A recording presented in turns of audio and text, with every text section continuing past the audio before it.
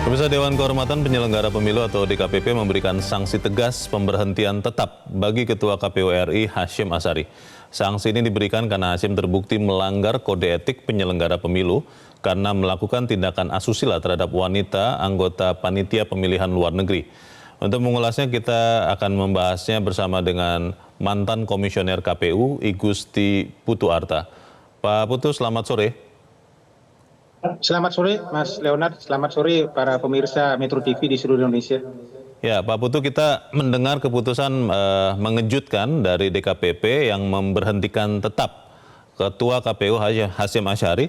Kalau Anda lihat sebetulnya apakah memang yang menjadi dasar hukum dari keputusan ini dan apakah Anda lihat keputusan ini seperti apa Pak Putu? Terima kasih. Sebelum saya menjawab, izinkan saya sebagai mantan penyelenggara menyatakan secara pribadi betapapun Pak Hasyim diputus bersalah begitu, saya ikut berempati.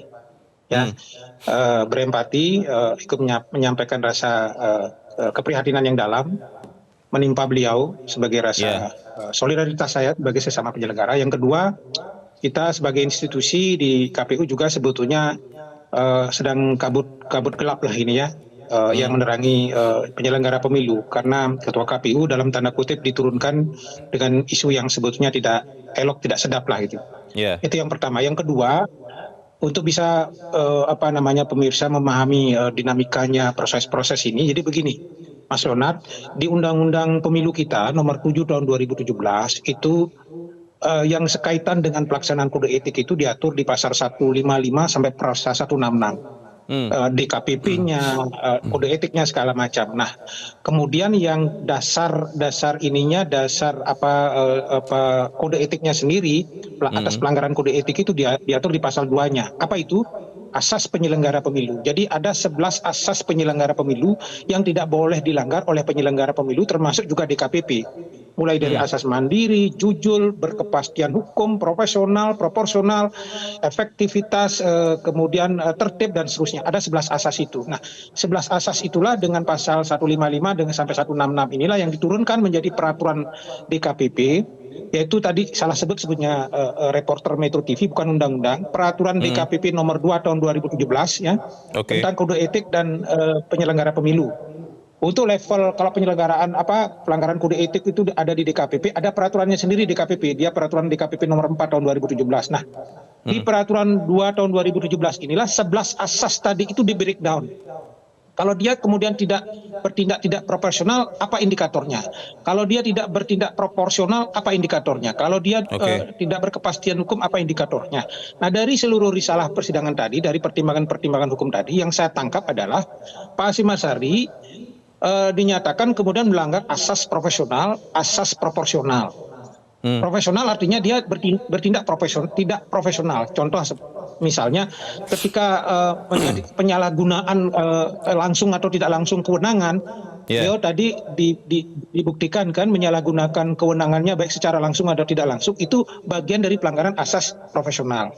Kemudian bertindak proporsional, contohnya tadi disebutkan seharusnya kan uang itu tidak dirembes ke KPU, itu harusnya pribadi, tapi dirembes ke KPU. Itu contoh yang tidak proporsional. Termasuk kemudian hubungan yang tidak wajar sesama penyelenggara juga selain tidak profesional juga tidak proporsional. Nah, dua asas itu yang saya tangkap, termasuk penggunaan fasilitas negara tidak bagian dari tidak proporsional tadi yang kemudian mengindikasikan terjadi pelanggaran-pelanggaran itu, dan nuansanya karena terlalu sensitif sehingga plus kemudian setidak-tidaknya ada 3 kali sudah vonis-vonis sebelumnya yang menyatakan beliau bersalah, maka sekaranglah saya kira puncak vonisnya kemudian diberhentikan beliau begitu.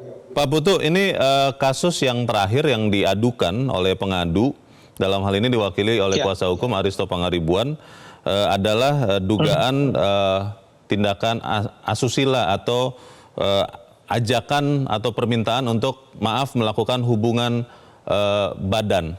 Tapi di dalam kesimpulan DKPP menyatakan bahwa dugaan atau dalil tentang pelecehan seksual oleh Hasyim Asyari itu tidak benar. Kalau dalam kasus ini berarti hanya karena penggunaan fasilitas negara yang harusnya tidak dipakai untuk kepentingan pribadi sajakah yang dipakai sebagai pertimbangan DKPP, atau memang juga ada dugaan penekanan untuk melaksanakan hubungan antara laki-laki dan perempuan ini, Pak Putu? Kalau bahasa hukumnya itu tadi pelanggaran atas pasal 6, pasal 11, pasal 12, pasal 15, pasal 16, pasal 19 itu dari seluruh regulasi peraturan DKPP nomor 2 tahun 2017 itu kemudian menyimpulkan adalah tindakan yang tidak proporsional dan tidak proporsional. Apa yang Mas Leonard tadi katakan itu adalah bagian dari terjemahan indikator-indikator dari dua klaster besar itu. Contoh misalnya tadi chatting yang sifatnya personal di luar dalam konteks jabatan padahal sedang menyelenggarakan tugas, bagian dari sikap tidak proporsional, profesional dan proporsional.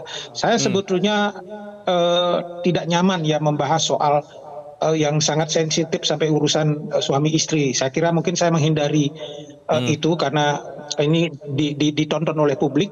Tetapi saya ingin membatasi pada persoalan bahwa maksud saya ingin membatasi pada persoalan.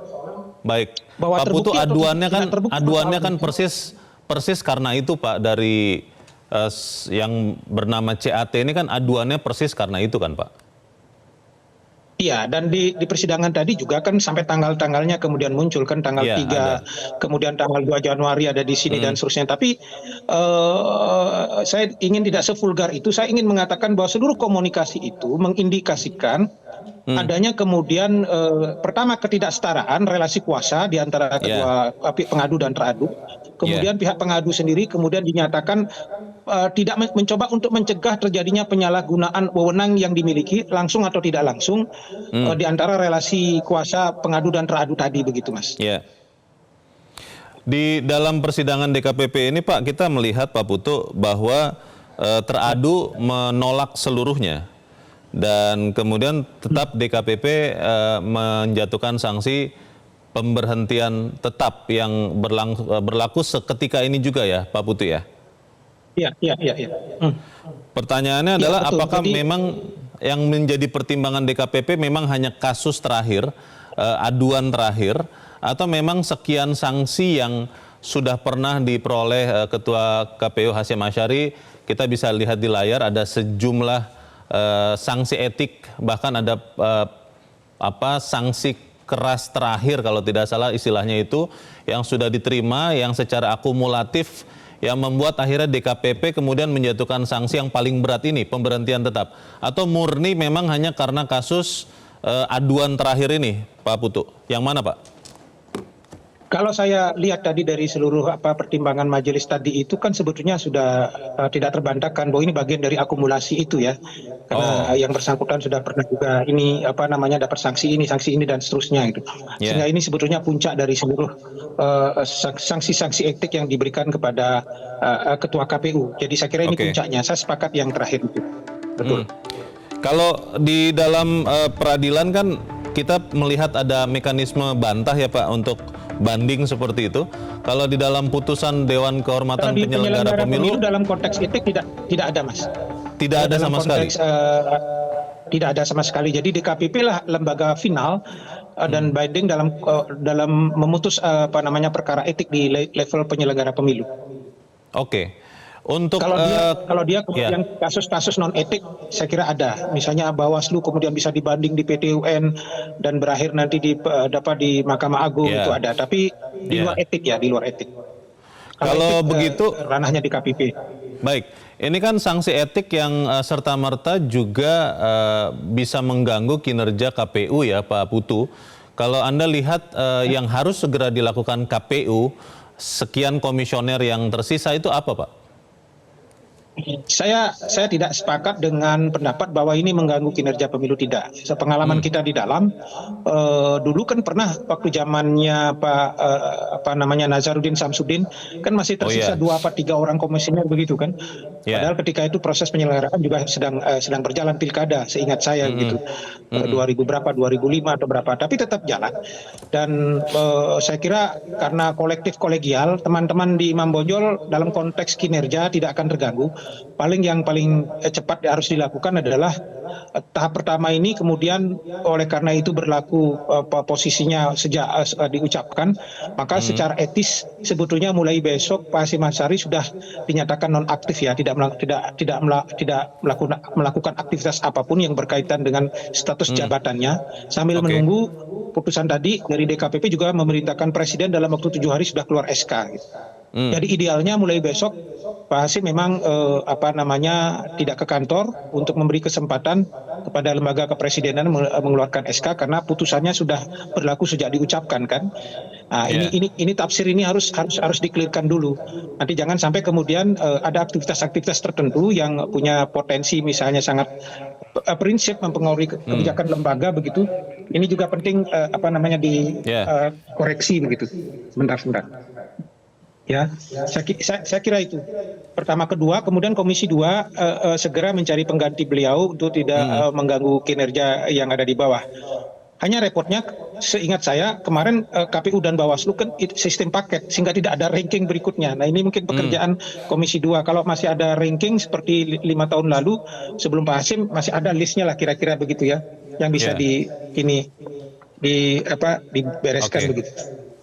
Pak Putu ingin sedikit flashback lagi Pak kepada kasus yang terakhir ini. Ya. Ini kan DKPP menjatuhkan sanksinya kepada seorang Hasyim Asyari ya. Sekian pelanggaran etika yang lain itu kan kalau kita lihat bukan hanya seorang Hasyim Asyari tapi sekian komisioner yang lain juga ikut kena sanksi. Salah satunya soal perubahan peraturan KPU mengenai batas minimal calon presiden dan calon wakil presiden, itu yang kita ingat. Kalau di dalam kasus terakhir ini memang hanya seorang Hasyim Asyari yang bersalah ya Pak? Tapi ada juga Mas, saya potong. Ada juga misalnya berdua saja seingat saya, misalnya ketika bicara soal verifikasi partai politik. Yang secara khusus hukumannya agak relatif lebih berat gitu ya. Itu juga jadi pertimbangan. Poin yang mau saya katakan adalah beliau dalam 3 kali kasus itu sudah beberapa kali kemudian dinyatakan bersalah. Apakah secara bersama-sama atau secara sendiri-sendiri begitu ya. Itu yang kemudian agak memberatkan ya, sehingga ini kemudian menjadi putusan final yang terakhir saya kira begitu. Membuat beliau Pak Hasyim diberhentikan saya kira begitu. Dalam 7 hari Pak, kan tadi maksimal 7 hari ya sejak putusan hari ini. Yang akan mengambil keputusan itu siapa Pak? Dari KPU? Tidak, bukan. Ini kan Presiden. Jadi DKPP itu ini tidak perlu diplenukan lagi ini di KPU. Putusan DKPP ini.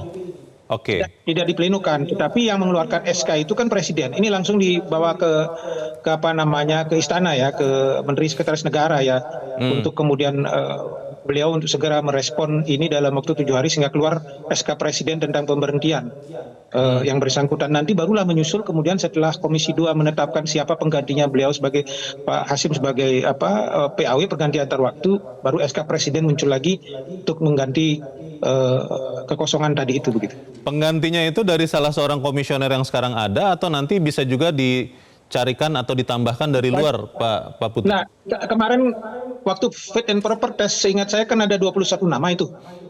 Ya 3 kali dari yang dibutuhkan ada 21 nama itu. Jadi waiting listnya masih ada. Cuma yang berbeda pada posisi angkatannya Pak Hasyim ini, ketika dipilih kemarin itu sistem paket. Jadi bukan pakai ranking. Misalnya zaman saya dan seterusnya kan ada ranking itu, ranking 1, ranking 2. Harusnya sekarang ranking 8-nya yang naik. Nah, ini kan nggak jelas ini siapa ranking 8, siapa ranking 9. Makanya ini akan alat juga di DPR nanti ini, di Komisi 2 siapa lobby-lobby politiknya akan kenceng lah gitu kira-kira. Siapa dari waiting list yang ada itu yang kemudian bisa mengisi Imam Bonjol gitu ya. Kira-kira. Pak Putu, karena ini Komisi Pemilihan Umum memang penyelenggara pemilu yang harusnya non-partisan, tidak ikut berpolitik, tapi karena ini menyelenggarakan pemilu, kita masih akan menghadapi pilkada di November mendatang. Ada orang yang menduga apakah langkah ini atau kejadian terakhir ini ada kaitannya dengan kepentingan politik, entah dari manapun. Kalau Anda melihat kemungkinan itu ada, Atau ini memang murni karena pelanggaran Tidak. kode etik seorang Hasyim Asyari saja, Pak Putu? Tidak, saya kira pikiran-pikiran semacam itu terlalu jauh lah. Kalau saya malah sebaliknya gitu ya, kalau melihat teman-teman KPU sekarang itu kan sepertinya dalam tanda kutip terlalu akomodatif dengan kekuasaan gitu ya. Kasus Gibran, kasus macam-macam begitu ya, sangat akomodatif. Sepertinya kan seharusnya kekuasaan berkepentingan melindungi beliau sekarang gitu, tapi kan tidak. Kalau memang tuduhan Sehingga saya atau dugaan bahwa ada kepentingan politis, maksud Pak Putu begitu ya? Iya, kalau ada tuduhan politis itu harusnya kan istana mencegah itu. Beliau Malah dilantik harusnya itu dijagai. setelah, iya langsung dijaga. Tapi kan tidak. Untuk menjelaskan bahwa saya lihat murni ini persoalan hukum, persoalan etik yang tidak ada hubungannya dengan masalah politik. Apalagi isunya isu yang menurut saya apa namanya dalam tanda kutip tidak berkelas lah begitu ya. Iya. Untuk urusan diberhentikan ini begitu. Pak Putu, kalau kita melihat putusan terakhir ini berlaku seketika, lalu maksimal 7 hari harus sudah ada pengganti. Ini benar-benar tidak akan mengganggu, Pak, rangkaian persiapan pilkada yang paling dekat ini, atau memang akan mengganggu juga, walaupun mungkin minimal, Pak Putu? Tidak. Karena seluruh keputusan-keputusan teknis pilkada itu kan berlangsung di level penyelenggara di KPU provinsi, kabupaten, kota. Oke. KPU hanya pada level untuk kemudian membuat regulasi dan memberikan monitoring, pengawasan dan supervisi. Itu saja tugasnya. Dan salah satunya KPU kemarin sudah menerbitkan yang paling rumit itu peraturan menyangkut pencalonan itu kan sudah diselesaikan itu. Dan Baik. itu sudah cukup. Tidak mengganggu, bahkan 2 orang pun diberhentikan hari ini menurut saya tidak mengganggu begitu. Baik, kita akan lanjutkan di bagian berikut, tapi kita harus jeda dahulu, Pak Putu, dan pemirsa tetaplah bersama kami. Metro hari ini akan kembali selepas jeda berikut ini. Jelajahi cara baru mendapatkan informasi. Download Metro TV Extend sekarang.